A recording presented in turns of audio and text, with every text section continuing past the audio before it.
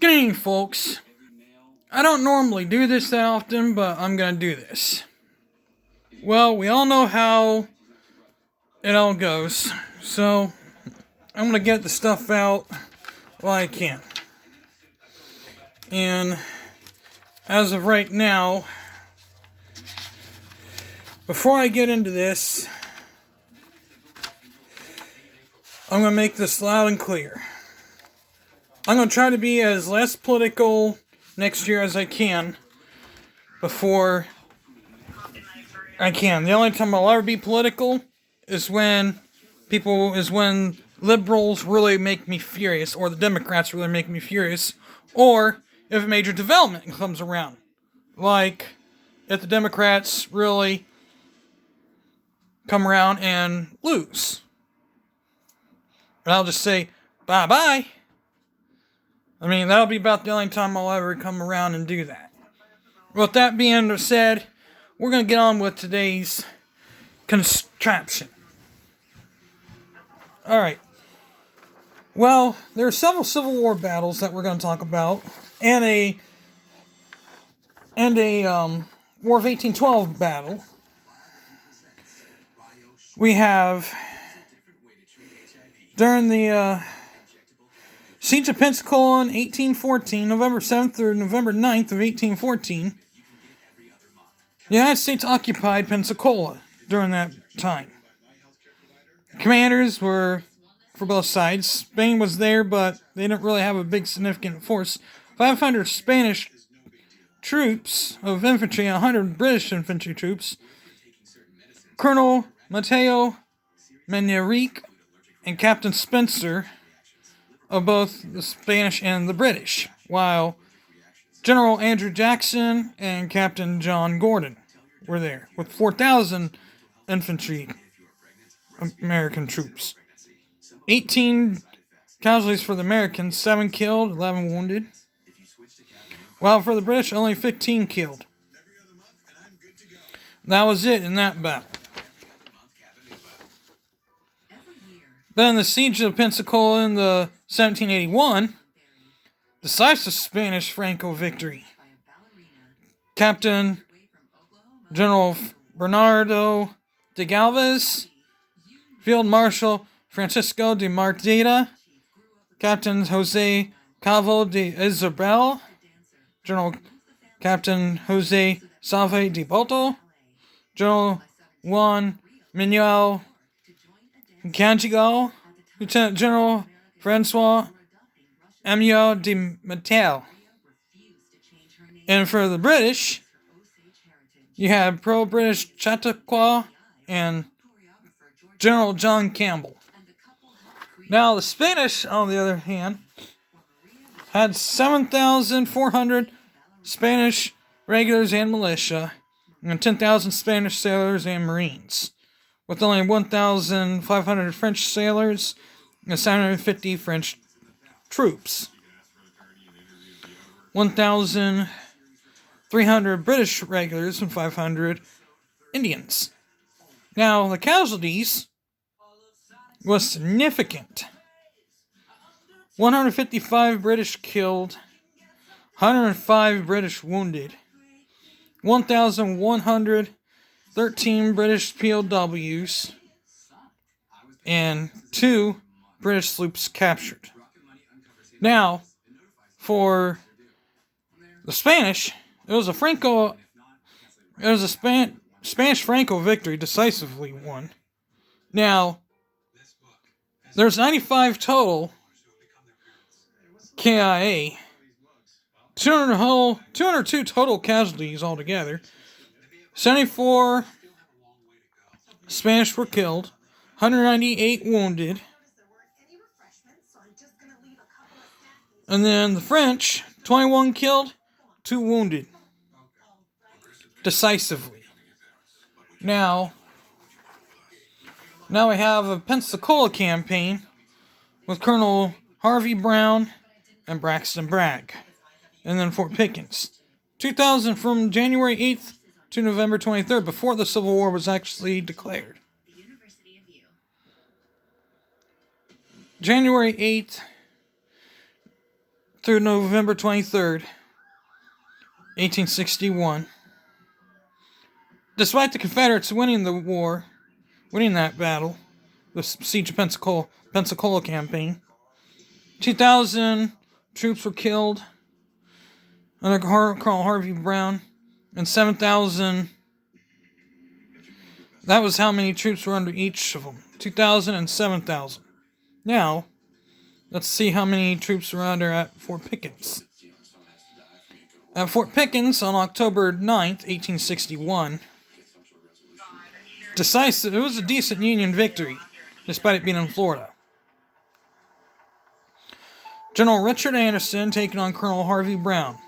1,200 troops of Confederates versus 600 Union.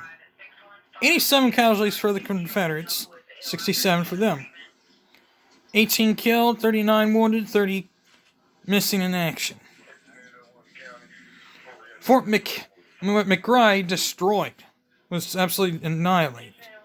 While Colonel Harvey Brown's troops, 30 were, MIA. Now for the Union, 67 total. 14 killed, 29 wounded, 24 captured. Or POW. Now we have a battle here. Now Ralph Sims and John Winslow, both captains, were pretty much anchored down. Now, this was how it all pretty much worked out for the Mexicans. Fort Santiago, this is at the Battle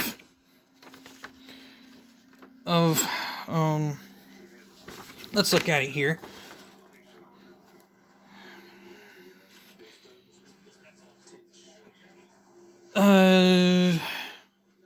This is the Fort Santiago and Fort Concepcion. General Juan Esteban Morales, second in command, Brigadier General Jose de Landro Bezanda, Chief Engineers, Lieutenant Colonel Manuel Robles Penzuelo. 3,000. This is a siege of Veracruz, actually. 3,360 total troops, actually. 89 artillery guns, 89 guns, 22 artillery batteries under Colonel Antonio Ortiz Izquierdo. National Guard Artillery Company, Lieutenant Antonio Sosa, 80 troops. 2nd Infantry Regiment, Colonel Bartolo Arzmendieri, 40 troops. 8th Infantry Regiment, Colonel Jose Felix Lopez, 140 troops. 11th Infantry Regiment, picket only, Captain Miguel Camargo, 41 troops. 3rd Light Infantry Regiment, Captain Juan Sanchez, 150 troops. Pueblo Libres National Guard, Colonel Pedro Herrera, 350 troops. Orzabella National Guard, Colonel Jose Gutierrez Villanueva, 500 troops. Veracruz National Guard, Colonel Jose Vasilamo, 800 troops. The Marine enrollees, 80 troops. Cotopelec and Vera Gara companies. Orello Volunteers, 109 troops. Oaxaca National Guard, Colonel Juan Aguioy, 400 troops. Tlahuelpec National Guard, Conde Miguel Repeto, 60 troops. Company Sappers, Conde Jose Maria Pera, 100 troops. And various, which is something else I've never seen, 360 troops. Then at Fort San Juan de Ulua, 1,300 troops, 135 artillery, 135 guns, 34 artillery battery. Colonel Mariano Aguado, 450 troops. Pueblo Activity Battalion. Comte Fernando Aruza, 180 guns. Jamilapec Activio Battalion, Colonel Garcia, 150 troops. Then Tuxpan, Tamilio, and Alvarado Activio Comps, Captains Miguel Argamado and Eligio Perez. Now, as of the Americans, Brigadier General Winfield Scott, pretty smart guy. General. Now, you'll recognize a lot of these. Some of these were during the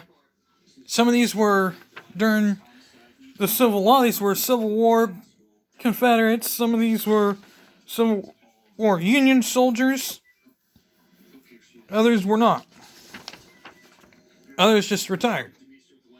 Now, Brigadier Major General Winfield Scott, General Staff, Little Cabinet, this is all here, Chief Engineer Colonel Joseph Totten, Chief of Artillery Colonel James Monroe Bankhead, 2nd Artillery, Inspector General Lieutenant Colonel Ethan Allen Hitchcock, Staff Coordinator Captain Henry Lee Scott, Engineer Aide-de-Camp Major John Smith, Engineer Aide-de-Camp Captain Joseph Eggleston Johnston, Engineer de Camp Captain Robert Edward Lee, technically Robert E. Lee, Engineer de Camp Lieutenant Pierre Gustave Tout Bourgard, Engineer de Camp Lieutenant Zealous Bates Tower. Then the U.S. Navy, Commodore David Connor, Commodore Matthew Perry. On the gunboats, the Retard, the flagship, Captain David Connor, and Lieutenant Ralph Sims. Another famous boat. Then USS Potomac, USS Mississippi, commanded by Captain Matthew Perry and Lieutenant John Winslow. USS St. Mary's, USS Patera, USS Massachusetts, and USS Ohio, commanded by Captain Silas Horton Stringham. Now, these battles have a lot in common, because a lot of these guys either went into service to fight against each other. They all had a reason to fight against one another. We all may never know, because we can't really talk to them because they're all dead now. Those that lived to move on past the war, we will never know. Now, Robert E. Lee was simple, because Virginia was the last state to secede from the Union. His reason was, I can't kill a fellow Virginian. I'll accept this command, sir. With all due respect to the President's request, I'd respectfully decline. So instead, he accepted the presence of Jefferson Davis down there. And sure enough, it worked out. But now, the two friends who were close to one another were now enemies. Captain John Winslow and Captain Ralph Sims, out in Cherbourg, France. Ralph Sims was a smart man. He knew how to outdo his enemies very well. Ralph Sims, however, finally lost his battle. Met his match with John Winslow. USS Courage, 150 sailors, under John Winslow, and Captain Ralph Sims, the CSS Alabama, 151. 3 casualties, 1 killed, 2 wounded for the Americans. The one died from his wounds, actually. Now for the CSS Alabama, 110 casualties, 19 killed, 9 wounded, 10 drowned, 21 wounded, 70 POW, and 41 escaped to Britain. This is off the coast of France, but there's a British vessel there that picked up 41 of them and they escaped. But the Americans wanted to start a war. They could have easily started a war with France. But there's a little story I'm going to do with you that has to do with Russia.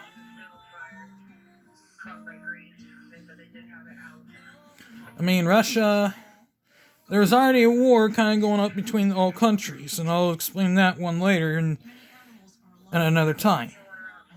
But with that being said, I hope everybody had a great Christmas, and hope you had a wonderful time. With that one, Merry Christmas, and I hope you have a great rest of the year. And when the next year comes around, I might post another video, this time about national anthems. It'll be about other countries. It'll be about Japan. We're going to do Japan. We're going to do the Netherlands, France, England, technically. Then we're going to do ours, Germany, and Spain. Maybe even Russia. And Ukraine. With that being said, I'm out of here. Peace.